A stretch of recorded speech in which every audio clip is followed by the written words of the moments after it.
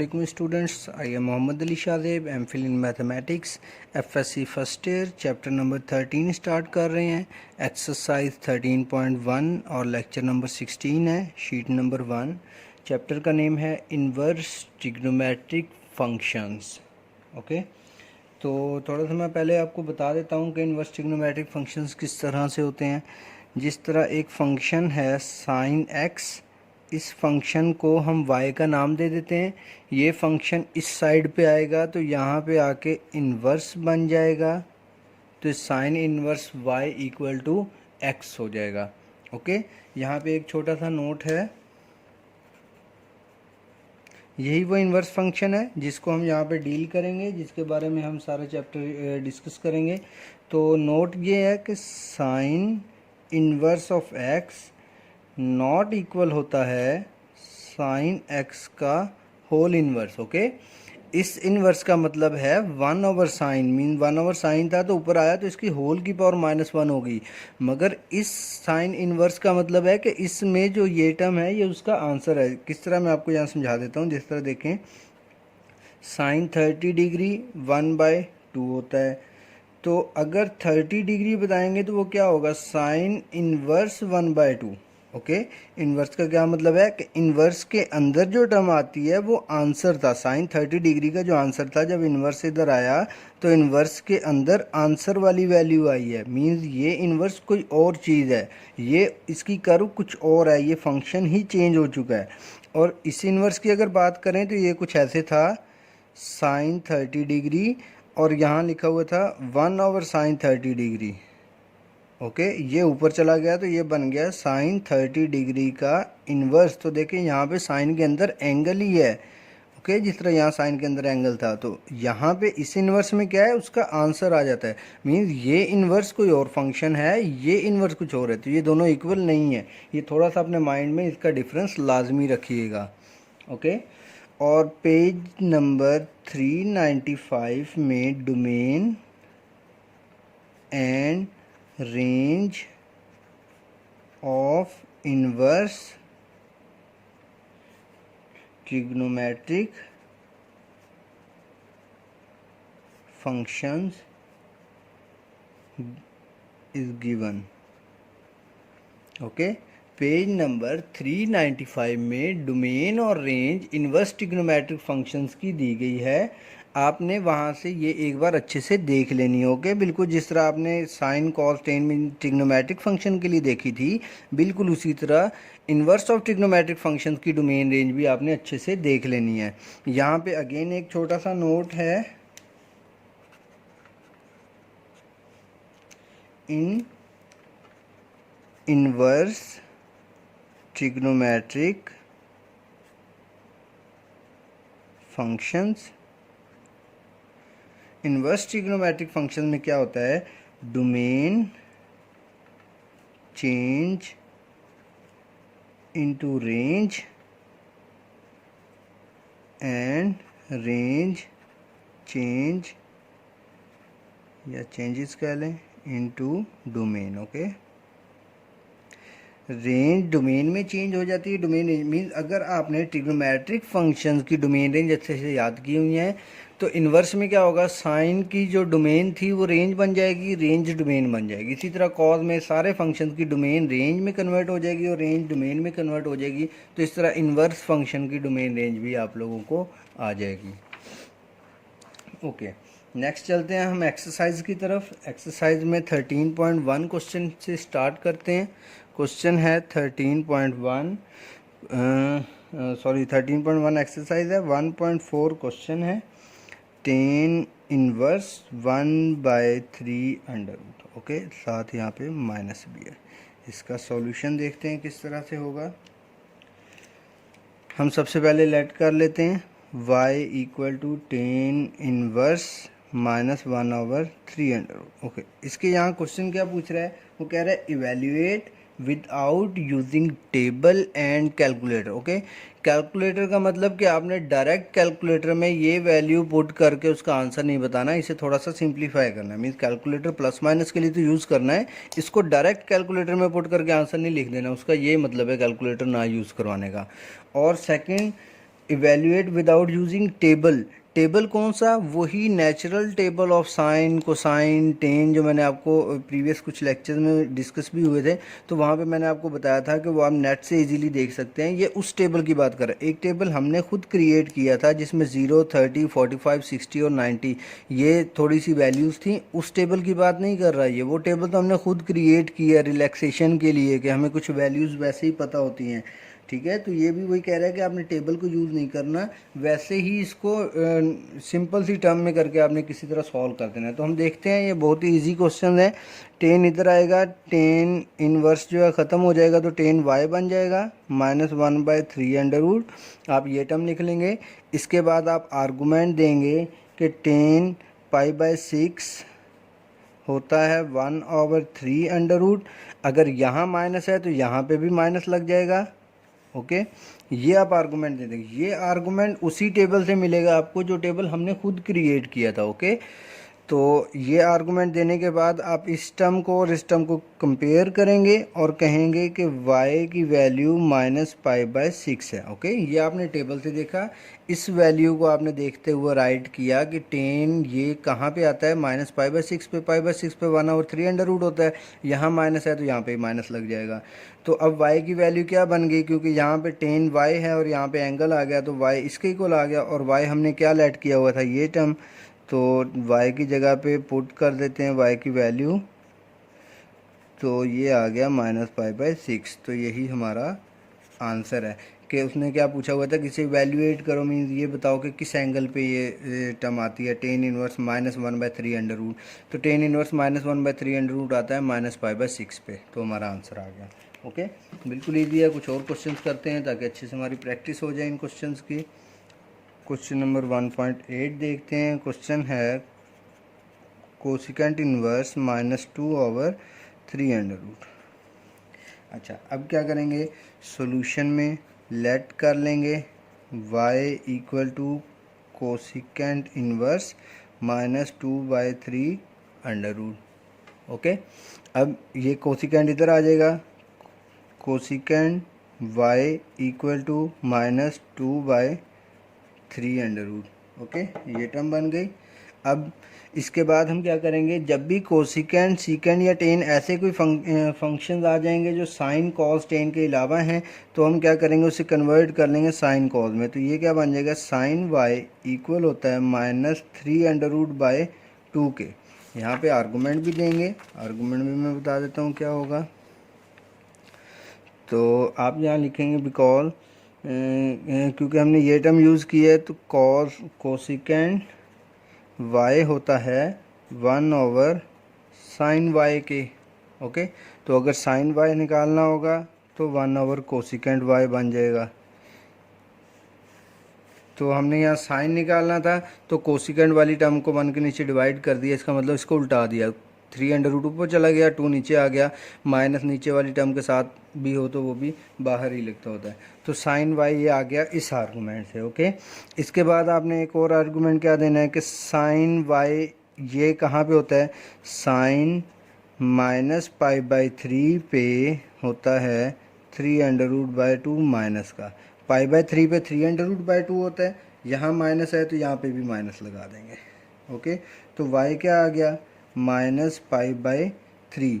y की value जो हमने लेट की थी वो कोसिकेंट ऊपर लिखी हुई है, वो अगेन यहाँ पे पुट कर देते हैं। कोसिकेंट इनवर्स -2/3 इक्वल है -π/3 के। ओके, तो यही हमारा आंसर है। मीन अगर आप साइन इक्वल टू कोसिकेंट है, सेम है दोनों टर्म, तो आपने अगर साइन से ये एंगल निकाल लिया है तो जो साइन 3√2 पे होगा वही कोसिकेंट 2/3 पे होगा। समझ आ रही है? क्योंकि हमारे पास टेबल इस तरह साइन, कॉस और टेन का है, इस वजह से हम कोसिकेंट को साइन में चेंज कर लेते हैं। जो साइन 3√2 पे देगा वही कॉस 2/3 पे देगा। तो इस वजह से हमने साइन से अपना y निकाल लिया और फिर y को दोबारा कोसिकेंट पुट कर लिया। तो कोसिकेंट इनवर्स -2/3 होगा -π/3 एंगल पे। सिंपल है। नेक्स्ट क्वेश्चन की तरफ चलते हैं। क्वेश्चन नंबर 2.1 इसमें देखते हैं। क्वेश्चन है tan इनवर्स 5/12 = sin इनवर्स 5/12। 13। ध्यान से समझिएगा इन क्वेश्चन को, 2-3 क्वेश्चन बिल्कुल सिमिलर इसी तरह के हैं। नेक्स्ट एक्सरसाइज में भी इस तरह के क्वेश्चन आएंगे।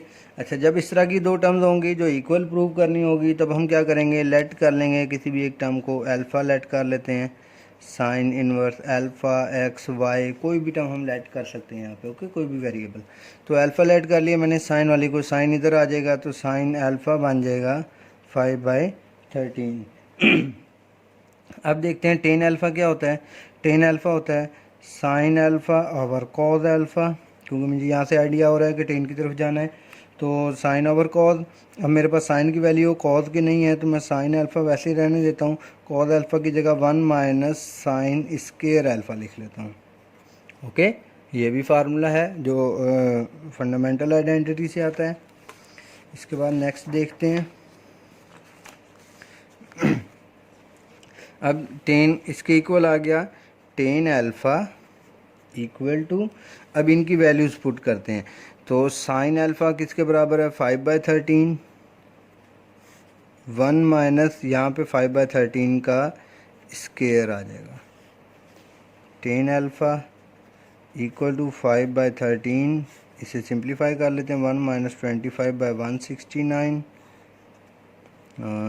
5/13, 169 माइनस 25 डिवाइडेड बाई 169, और इसका अंडर रूट 5/13, ये बनेगा 144 ओवर 169 अंडर रूट 5/13, और ये बन गया 12/13। यहाँ पे टेन अल्फ़ा उसी तरह है, 13 से 13 कैंसिल, तो अब ये 12 कहाँ पे आ जाएगा, मीन ये इस तरह की टर्म बन जाएगी, टेन अल्फ़ा इक्वली, क्योंकि ये जब उलटना था 13 ऊपर जाना था, 12 नीचे आना था, ये कोई ऐसी टर्म बननी थी, 5/13 और 13/12, ओके। इस तरह ये कैंसिल आउट हुए हैं, तो ये सिर्फ समझाने के लिए आपको बता दिया। तो यहाँ बनेगा 5/12, टेन उधर चला जाएगा, तो alpha equal to tan inverse 5/12, और अल्फ़ा की वैल्यू हमने क्या लेट की थी, साइन इनवर्स 5/13, तो टेन इनवर्स 5/12 इक्वल आ गया साइन इनवर्स 5/13 के।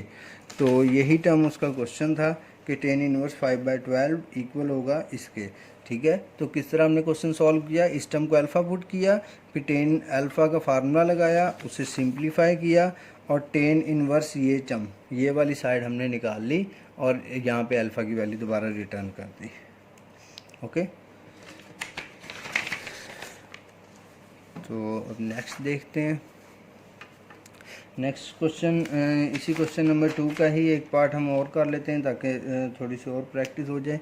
2.2 पार्ट करते हैं। 2 cos inverse 4/5 equal to sine inverse 24 divided by 25, okay.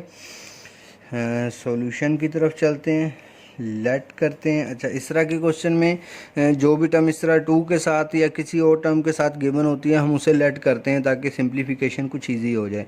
तो हम इसे लेट कर लेते हैं, alpha equal to cos inverse 4/5, ठीक है।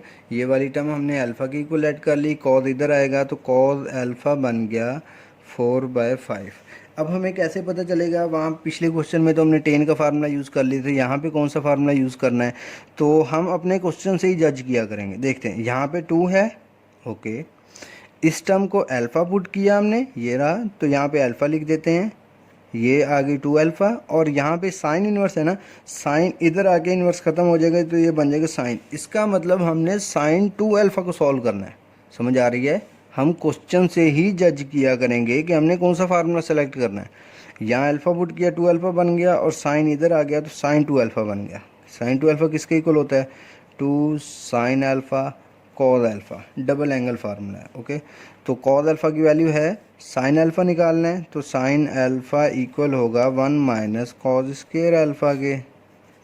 Sine alpha equal to 1 minus इसकी जगह पे 4/5 का स्क्वायर पुट कर देंगे, 1 माइनस 16/25, और ये शीट नंबर 5 थी, और यहाँ पे इसका एलसीएम ले लेंगे, 25 माइनस 16/25, इसका square root, sine alpha sine alpha equal to, ये टर्म आप जब कैलकुलेट करेंगे मीन्स यहाँ पे 25 माइनस 16 डिवाइडेड बाई 25 तो 9/25 आएगा, तो इसे मैं 3/5 लिख देता हूँ। ओके, तो अब साइन अल्फ़ा 3/5 आ गया। अब यहाँ पे साइन 2 अल्फ़ा यहाँ पे पुट कर देते हैं, 2 3/5 और कॉस है 4/5, तो साइन 2 अल्फ़ा इक्वल आ जाएगा 24 डिवाइडेड बाई 25 के।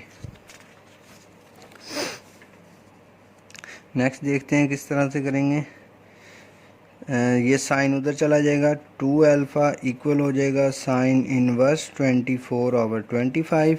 अल्फ़ा की वैल्यू अगेन रिटर्न कर देते हैं, 2 cos inverse 4/5 equal to sine inverse 24/25। तो लेफ़्ट हैंड साइड से हमने स्टार्ट लिया था और राइट हैंड साइड हमने शो कर दी उसे कि ये दोनों टर्म्स इक्वल हैं। ओके, तो यहाँ आप लिख सकते हैं कि लेफ़्ट हैंड साइड को हमने लेट किया है। ठीक है, तो ये आप क्वेश्चन भी देख सकते हैं कि ये वाली टर्म इक्वल टू ये आनी चाहिए थी, हमारी भी ये टर्म इक्वल टू इसके आ गई है, तो ये क्वेश्चन सॉल्व हो गया। ठीक है, इस तरह के बहुत से क्वेश्चन आएंगे 13.2 में, तो इसलिए 13.1 में अच्छे से इनकी प्रैक्टिस कर लीजिएगा ताकि 13.2 में फिर आपको मुश्किल ना लगे। आगे है 3.9 क्वेश्चन है, एक क्वेश्चन यहाँ से भी कर लेते हैं इस पार्ट से। क्वेश्चन है साइन और टेन इनवर्स -1। ओके, ये क्वेश्चन है, सॉल्यूशन देखते हैं इसका। सॉल्यूशन में हम क्या करेंगे, सबसे पहले लेट कर लेंगे, बल्कि उससे पहले एक बार ये टर्म लिख लेते हैं, टेन इनवर्स -1, इससे राइट डाउन करके इक्वेशन 1 का नाम दे देंगे। फिर लेट कर लेंगे alpha equal to tan inverse -1, तो टेन अल्फ़ा क्या बना -1, बिल्कुल जिस तरह क्वेश्चन नंबर 1 में हम कर रहे थे। तो अब 10π/4 पे 1 होता है, यहाँ माइनस लगा देंगे तो यहाँ पे भी माइनस आ जाएगा, तो अल्फ़ा किसके इक्वल आया, -π/4 के। ओके, तो अब इक्वेशन 1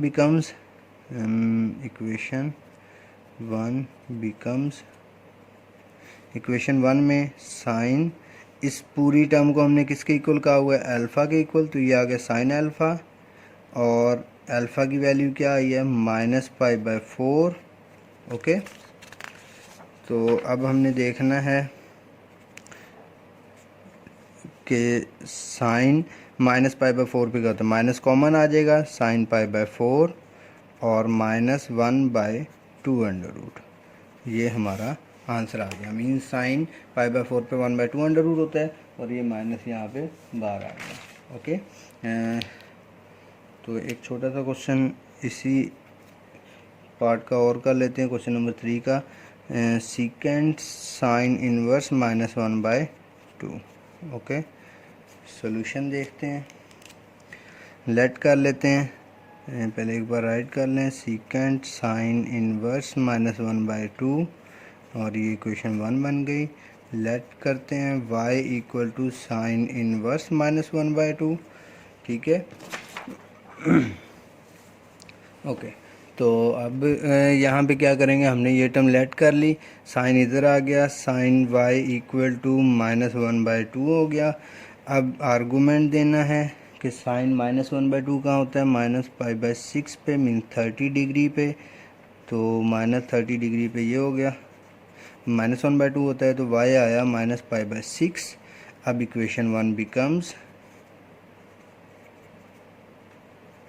वहाँ पे क्वेश्चन नंबर 1 में हमारा काम बस यहाँ तक होता था और y की वैल्यू पुट कर देते थे। अब हमने क्या करना है, सीकेंट के साथ जो एंगल इसका निकलेगा उस पर वैल्यू भी बतानी होती है, बस थोड़ा सा काम सिर्फ एक्स्ट्रा है। तो अब क्या करेंगे, इक्वेशन 1 आ रही है, तो सीकेंट, और इस पूरी टर्म को हमने y कहा हुआ है, सीकेंट y आ गया। अब इसकी वैल्यू पुट कर देते हैं, -π/6, सीकेंट माइनस एब्जॉर्व कर लेता है, तो सीकेंट π/6 आ गया। और सीकेंट π/6 पे क्या वैल्यू होती है, मीन इसको ऐसे भी कह सकते हैं cos π/6, क्योंकि हमें cos की वैल्यू टेबल से डायरेक्ट आती है। cos की वैल्यू होगी 3√2 π/6 पे, ये उलट जाएगी तो 2/3√, ये हमारा आंसर है। ओके, तो इस तरह से आप इन्हें कैलकुलेट कर लेंगे। इन क्वेश्चंस की अच्छे से प्रैक्टिस कर लीजिएगा ताकि 13.2 में फिर जाके कोई डिफ़िकल्टी ना हो आपको। अपना ख्याल रखिएगा, चैनल सब्सक्राइब करना ना भूलिएगा और ज़्यादा से ज़्यादा शेयर करें चैनल को और लिंक को। बच्चों को लेक्चर्स का बताएं, FSC फर्स्ट ईयर के बच्चों को जिन्होंने मैट्रिक के पेपर्स दे दिए हैं, ख़ास तौर पे उन बच्चों को। Okay, thank you very much. अल्लाह हाफिज़।